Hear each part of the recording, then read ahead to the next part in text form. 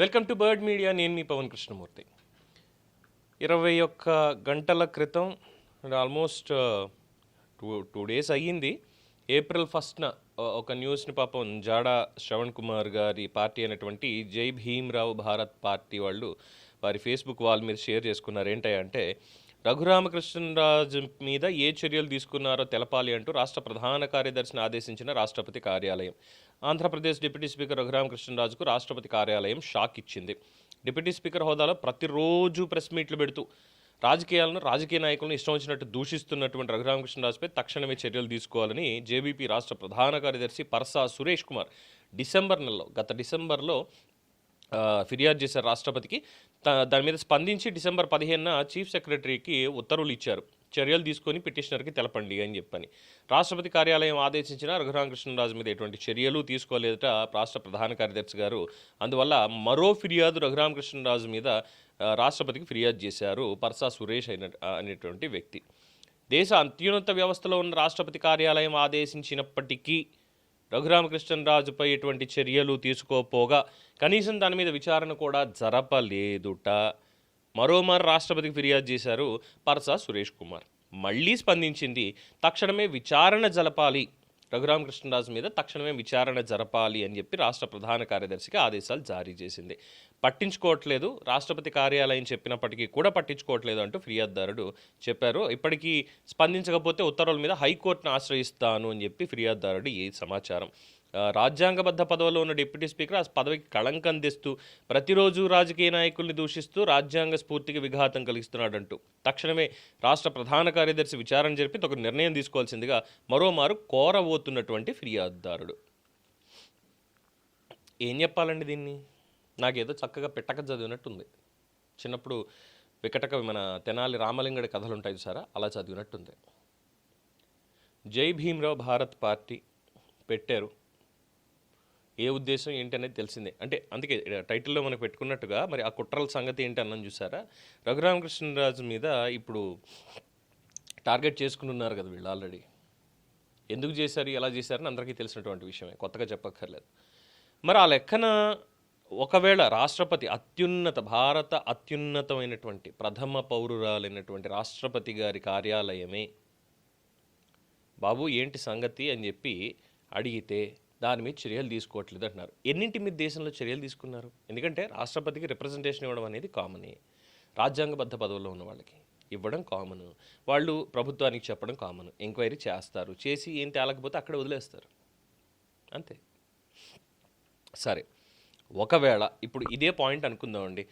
శాసనసభ స్పీకర్ లేదా deputy speaker ఎన్నికైన వారు రాజకీయ పార్టీల కార్యక్రమాలకు దూరంగా ఉండాలి, సభలో నిష్పాక్షికంగా వ్యవహరించాల్సిన బాధ్యత వాళ్ళ మీద ఉంది. కానీ రఘురామకృష్ణరాజు ఇటీవల మత మార్పిళ్లు, ఎస్సీ రిజర్వేషన్లు, ఇతర అంశాల మీద మాట్లాడుతున్నారు. ఈ అంశాల మీద రాష్ట్రపతి జోక్యం చేసుకోవాలి అంటూ వీళ్ళు ఏదో చెప్పారు. ఫైన్, బాగానే ఉంది. ఇప్పుడు రాజకీయ పార్టీల కార్యక్రమాలకి దూరంగా ఉండాలి అంటే ఇప్పుడు ఆయన ఎమ్మెల్యే కాదా ఒక రకంగా చెప్పాలంటే? అంటే యాజ్ పర్ ద రూల్స్ మనకున్న దాని ప్రకారం ఓకే, డిప్యూటీ స్పీకర్ కింద ఉన్నారు, రాజ్యాంగబద్ధ పదవి. సభలో సమావేశాలు జరిగేటప్పుడు ఏ పార్టీకి కొమ్ము కాయకుండా అన్ని పార్టీల వాళ్ళని సమానంగా చూడాలి, ఇది ప్రధాన కర్తవ్యం. ఎప్పుడు? సభా సమయంలో. మరి శాసనసభ అయిపోయింది కదా, అయిపోయిన తర్వాత సెషన్స్ అంటే మనకి ఎప్పుడో 3 నెలలు, 4 నెలలకు 5 నెలలకు ఒకసారి జరుగుతాయి తప్ప ఎక్కువ కాదు కదండి. మరి అయిపోయిన తర్వాత ఈయన పని ఏంటి? అంటే డిప్యూటీ స్పీకర్గా కేవలం ఆ చైర్లో కూర్చున్నప్పుడు మాత్రమే ఆయన విధి నిర్వహణ చెయ్యాలి అనేది మాత్రమే ఇక్కడ క్రైటీరియా ఏమైనా ఉందా? లేదే. అంతకుముందే ఆయన మెంబర్ ఆఫ్ లెజిస్లేటివ్ అసెంబ్లీ, ఎమ్మెల్యేగా, నియోజకవర్గానికి ఎమ్మెల్యేగా ఉన్నారుగా. మరి నియోజకవర్గం పనులు కూడా ఆయనే చూసుకోవాలిగా. ఆయన ఒక పార్టీ నుంచే ఎన్నికయ్యారుగా. Quiet contradicting. అప్పుడు ఈ రూల్ మార్చాలి. స్పీకర్ స్థానంలో ఉన్నటువంటి వాళ్ళు కానీ, డిప్యూటీ స్పీకర్ స్థానంలో ఉన్నటువంటి వాళ్ళు కానీ అసలు పార్టీలకు ఎవరికి సంబంధం లేకుండా ఒక టీచర్ను, ఒక విద్యాధికుడిని తీసుకెళ్ళి కూర్చోబెట్టండి యునానిమస్గా, అసలు పార్టీలకు సంబంధం లేకుండా.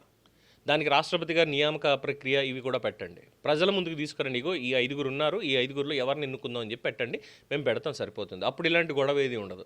అప్పుడు ఎమ్మెల్యేగా ఆయన నియోజకవర్గంలో ఏం జరుగుతోంది, అన్యాయం ఎక్కడ జరుగుతోంది, అక్రమం ఎక్కడ జరుగుతోంది చూసుకుని దాని మీద ఒక ప్రజాప్రతినిధిగా చర్యలు తీసుకునేటువంటి అవకాశం ఆయనకు ఉంటుంది. ఇది ఇందులో ఉన్నటువంటి ఒక పాయింట్. అయితే తర్వాత వచ్చేసరికి ఒకవేళ రఘురామకృష్ణరాజు గారి మీదే చర్యలు తీసుకోవాలి యాజ్ అ డిప్యూటీ స్పీకర్గా ఉన్నప్పుడు అనేది ఉంటే మరి గత ప్రభుత్వంలో ఎన్ని చర్యలు తీసుకున్నారు తమ్మినేని సీతారాం మీద? ఇన్ఫ్యాక్ట్ ఆయన కుట్ర కూడా బయటపడింది కదా, దొంగ సర్టిఫికేట్లు పెట్టి ఏకంగా వరంగల్లోనే ఎక్కడో ఈ లా సర్టిఫికేట్ లా కోర్స్ ఎగ్జామ్కి అపేర్ అయిపోయి అంబేద్కర్ ఓపెన్ యూనివర్సిటీ నుంచి చేయడానికి దానికి బాబు ఏంటి ఫలానా పర్సన్ మీ దగ్గర ఇది చేశాడా అంటే వాళ్ళకి చాలా క్లియర్గా ఇచ్చారు కదా దొంగ సర్టిఫికేట్లని, కేసు కూడా నమోదైంది కదా. మరి దాని మీద రాష్ట్రపతి గారు ఎన్నిసార్లు స్పందించాలి? అంతెందుకండి, ఈ స్పీకర్ అనేది పక్కన పెడితే, స్పీకర్ అనేటువంటి విషయం పక్కన పెడితే గతంలో రాష్ట్రపతి ఉత్తర్వులు వచ్చాయి డైరెక్ట్గా. సీతానగరంలో వరప్రసాద్ అనేటువంటి సోదరుణ్ణి, దళితుణ్ణి శిరోముండనం చేసినటువంటి కేసులో నాకు న్యాయం చేస్తారా, నేను నక్సలైట్లలో కలిసిపోనా? చీఫ్ సెక్రటరీకి రాష్ట్రపతి కార్యాలయం నుంచి ఉత్తర్వులు వచ్చాయి. ఇమ్మీడియట్గా దీని మీద ఎంక్వైరీ చేసి ఏంటి రిపోర్ట్ అనేది ఇవ్వండి అంటే ఈ క్షణానికి కూడా రాష్ట్రపతి కార్యాలయానికి ఇవ్వాల. ఏం చెప్తారు? ఏం చెప్తారు? ఇక తమ్మినేని మాట్లాడినటువంటి ఆ భాష రాజకీయ లంత్వం దగ్గర నుంచి మొదలెట్టి ఇంకా ఎన్నో, మరి దానికి ఏం సమాధానం చెప్తారు? మరి అప్పుడు ఎన్ని చర్యలు తీసుకోవాలి? రాష్ట్ర ప్రధాన కార్యదర్శికి ఎన్నోసార్లు కేంద్రం కూడా పంపించింది పివి సునీల్ కుమార్ మీద చర్యలు ఏం తీసుకుంటున్నారు అని చెప్పని. మరి దానికి సమాధానం ఏం చెప్తారు? ఇలా చెప్పుకుంటూ పోతే కోకొల్లలు. అంటే ఇక్కడ రఘురామకృష్ణరాజు గారు తప్పు చేస్తే చర్యలు తీసుకోవచ్చు. ఒక కాన్స్టిట్యుయెన్సీ ప్రజాప్రతినిధిగా ప్రజలు ఎన్నుకున్నటువంటి ఎమ్మెల్యేగా ఆయన నియోజకవర్గ పరిధిలో ఏవైతే ఉన్నాయో సమస్యలు వాటన్నింటినీ అడ్రస్ చేస్తున్నారు. అది ఆయన ప్రైమరీ డ్యూటీ. సభ నడిచేటప్పుడు కేవలం ఒక పక్షం కాకుండా అందరూ సమానమే అనేటువంటి దృష్టితో సభను నిర్వహించాలి. అక్కడ ఆయనకి రాజకీయం అంటగట్టడానికి లేదు, రాజ్యాంగబద్ధ పదవిలో ఉన్నారు. అది సభా సమయానికి సంబంధించి మాత్రమే. మరి మిగతా సమయంలో ఆయన ఎమ్మెల్యేగా ఉన్నారు కాబట్టి ఎమ్మెల్యే పనితీరు అక్కడ చేస్తున్నారు. ఇక్కడ ఏం చెప్తున్నారు ఈయన? అక్కడ రాజకీయాలు ఏమైనా మాట్లాడుతున్నారా? జగన్మోహన్ రెడ్డినో ఇంకోటి రాజధాని గురించి మావిగనని ఏమైనా మాట్లాడారా? లేదే.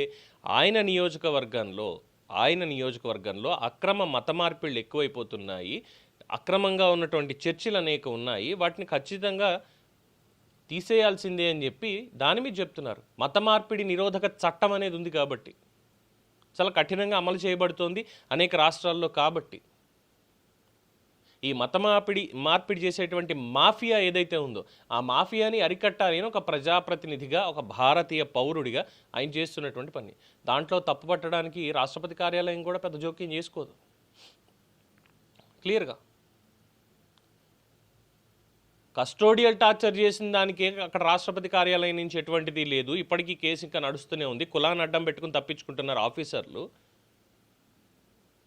న్యాయం చేస్తూ ధర్మ మార్గంలో ఉన్నటువంటి రఘురామకృష్ణరాజు దగ్గరకు వచ్చేసరికి ఏకంగా చర్యలు తీసేసుకోవాలి అంటూ ఇక పదే పిటిషన్లు.